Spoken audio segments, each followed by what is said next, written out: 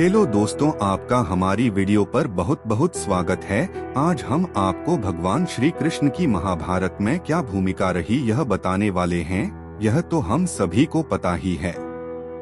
महाभारत की कहानी में भगवान श्री कृष्ण की भूमिका अत्यंत महत्वपूर्ण और विस्तृत है।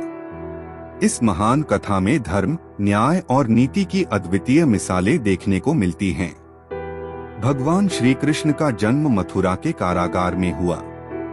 कंस, जो देवकी का भाई था, को आकाशवाणी द्वारा यह बताया गया था कि देवकी का 8वां पुत्र उसका वध करेगा। इस डर से कंस ने देवकी और वासुदेव को कैद कर लिया।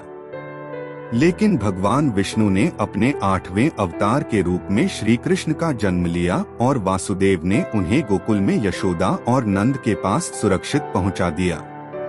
गोकुल में श्री कृष्ण ने अपनी बाल लीलाओं से सभी का मन मोह लिया।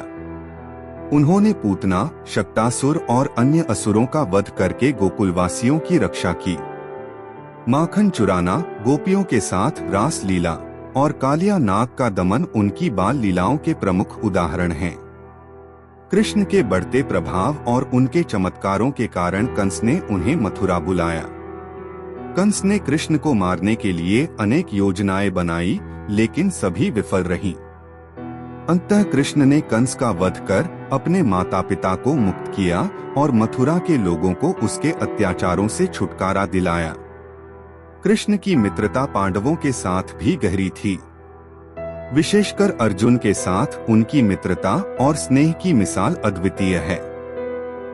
पांडवों की माता कुंती वसुदेव की बहन थी, इसलिए पांडव और श्री कृष्ण आपस में भाई थे।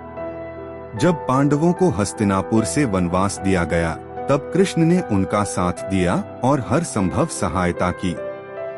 युधिष्ठिर ने जब राजसूय यज्ञ का आयोजन किया, तब कृष्ण ने उसे सफल बनाने में महत्वपूर्ण भूमिका निभाई। लेकिन यज्ञ के बाद दुर्योधन ने पांडवों को जुए में हराकर उनके राज्य और द्रौपदी का अपमान किया।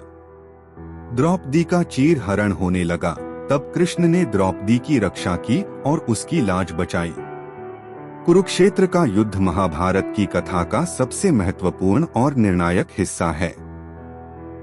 युद्ध से पहले अर्जुन ने जब युद्ध करने से इनकार किया, तब कृष्ण ने उसे गीता का उपदेश दिया।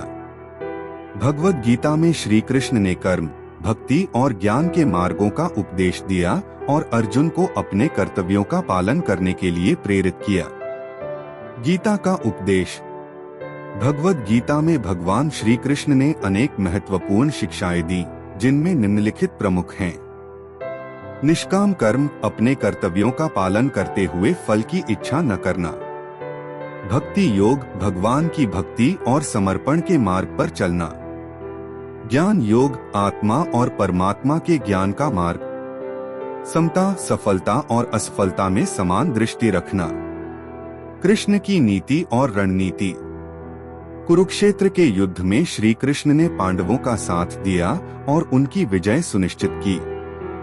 उन्होंने कई बार अपनी नीति और रणनीति से पांडवों की रक्षा की और कौरवों की योजनाओं को विफल किया। भीष्म पितामह, द्रोणाचार्य, कर्ण और दुर्योधन जैसे योद्धाओं के वध में उनकी महत्वपूर्ण भूमिका थी। युद्ध के बाद कृष्ण ने पांडवों को धर्म और न्याय के मार्ग पर चलने के लिए प्रेरित किया। उन्होंने युधिष्ठिर को राजा बनाया और उसे प्रजा की सेवा करने के लिए प्रेरित किया। कृष्ण ने अर्जुन को कई महत्वपूर्ण युद्धों में सहायता की और धर्म की रक्षा के लिए अपने जीवन का हर क्षण समर्पित किया। कृष्ण का अंतिम समय। कृष्ण ने द्वारका में अपने जीवन का अंतिम समय बिताया। उनके अंतिम समय में उन्होंने यदुवंश की आपसी कलह और विध्वंस को देखा। अंततः उन्होंने अपना शरीर त्याग दिया और वैकुंठ धाम को चले गए। कृष्ण की शिक्षा। भगवान श्री कृष्ण की कथा हमें अनेक महत्वपूर्ण शिक्षाएं देती है, जैसे धर्म का पालन, हर परिस्थिति में धर्म का पालन करना चाहिए। कर्म की महत्ता, कर्म करने से भागना नहीं चाहिए, बल्कि उसे निष्काम भाव से करना चाहिए। भक्ति और समर्पण, भगवान की भक्ति और समर्पण से जीवन में सभी समस्याओं का समाधान हो सकता है।